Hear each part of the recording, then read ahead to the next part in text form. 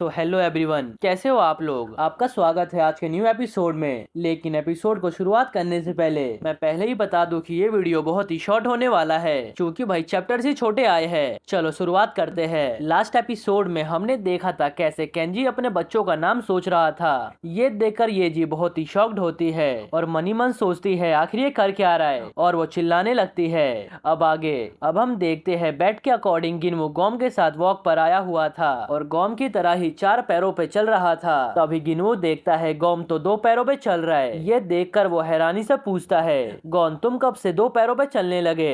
ये सुनकर गॉम कुछ तो कहता है, मगर वो गिनवू को समझ नहीं आता। फिर वो बोलता है अब तुम दोनों पैर पे चलो। फिर वो बोलता है अब तुम 2 पैरों पे चलो या फिर 4 पैरों पे, इससे फर्क नहीं पड़ता, बस तुम्हारे चलने का पूरा काम हो रहा है, इतना ही काफी है। हम देखते हैं गिनवू और गॉम चलते चलते रोड पर आ चुके थे। गिनवू को 4 पैरों पर देखकर सभी लोग शॉक्ड होते हैं। कुछ बच्चे आपस में बात करते हुए कहते हैं, आखिर ये हो क्या रहा है, क्या हम इस सीन को रिकॉर्ड कर ले। अगर हम करेंगे तो बहुत बड़ी प्रॉब्लम में फंस सकते हैं। कुछ लड़कियां कहती है यहाँ पर हो क्या रहा है, ये डॉग तो 2 पैरों पे चल रहा है और ये इंसान 4 पैरों पर। जमाना कितना बदल चुका है। तभी पीछे से हेयरलेस मेंबर का नंबर 1 आता है, मतलब गिनवू का भाई। वो उन लड़कियों को साइड हटने को बोलता है, मगर उसे देखकर लड़कियां डर कर वहाँ से भाग जाती है। फिर मिनू कहता है, गिनवू क्या तुम्हें मजा आ रहा है, जिसपे गिनवू हाँ में जवाब देता है। उसके बाद गिनवू पूछता है, भाई तुम मेरा पीछा कब से कर रहे हो, जिसपे वो बताता है, मैं तो बहुत पहले से ही तुम्हारा पीछा कर रहा हूँ, वैसे अब तुम 2 पैरों पे चल सकते हो। ये सुनकर गिनवू हाँ में जवाब देता है और तीनों आगे बढ़ना शुरू कर देते हैं। फिर गिनवू हल्का दुखी होते हुए पूछता है, भाई अब हमारा क्या होगा, जिसपे वो बताता है, अब यंग मास्टर केंजी सक्सेसर बन चुके हैं, अभी तो सब कुछ सही चल रहा है, मगर अचानक से कोई भी इंसिडेंट हो जाता है तो घबराने की बात नहीं है, क्योंकि ये फायरबियर गैंग में कॉमन बात है। माना मैंने फायरबियर गैंग का बहुत बड़ा नाम है और ताकतवर भी है, मगर उसका अभी एक पिलर हल्का सा क्रैक हो चुका है। लेकिन यहाँ पर हल्की सी भी हलचल होगी तो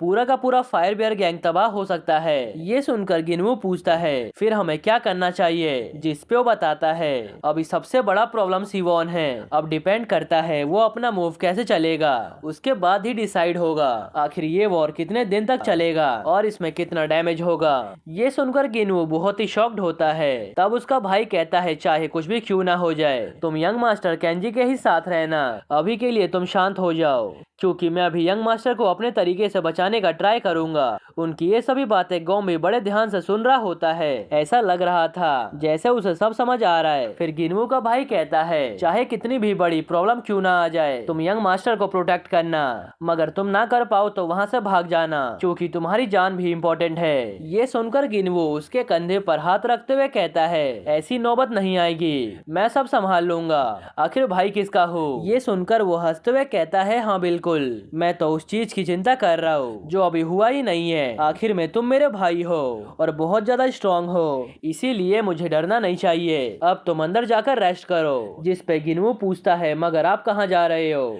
तब वो कहता है, मैं अभी किसी काम से एक जगह पे जा रहा हूँ। ये कहकर वो वहाँ से जाने लगता है और मनी मन सोचता है, जब गिनवू ने केंजी को ज्वाइन किया था उसी दिन वो बहुत ज्यादा स्ट्रॉन्ग बन गया था और अब वो अपना डिसीजन खुद ही ले सकता है। तभी वो जाते हुए देखता है सामने से ड्रैगन अलायंस का राइट हैंड आ रहा है, जिसका नाम देहान है। ये देखकर वो बहुत ज्यादा शॉक्ड होता है और उसका फेस पसीने से भर जाता है। फिर वो सोचता है, मैंने तो सुना था ये चाइना में था, आखिर ये वापस कोरिया में कब आ गया, मुझे तो गड़बड़ लग रही है, मुझे इसकी चिंता नहीं करनी चाहिए, अब मेरा काम है जेउक अंकल को रिपोर्ट पहुंचाना। अब सीन शिफ्ट होता है और हम येजी को देखते हैं, जो कह रही थी, तुम अचानक से शादी की बात क्यों कर रहे हो, और बच्चों की भी, तुम्हें पता है ना अभी हम स्कूल में हैं, ये कुछ ज्यादा ही जल्दी नहीं हो जाएगा। जिसपे केंजी खड़ा होते हुए कहता है, मैं ये नहीं कह रहा कि तुम मुझसे अभी शादी कर लो, बल्कि मैं तुम्हें अपनी फीलिंग्स बता रहा हूँ, अब मेरी फीलिंग्स पहले से हल्का चेंज हो गई है। उसके बाद वो येजी के करीब जाते हुए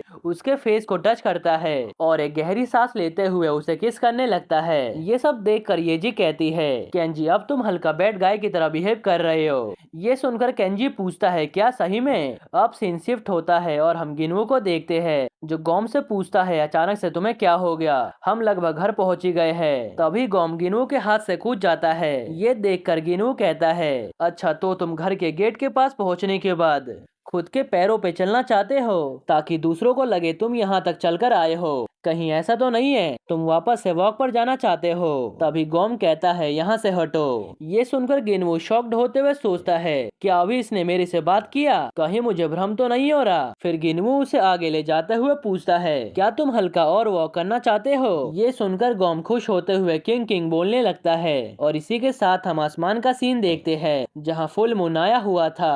हो सकता है फुल मून की रात को गोम पहले की तरह ट्रांसफॉर्म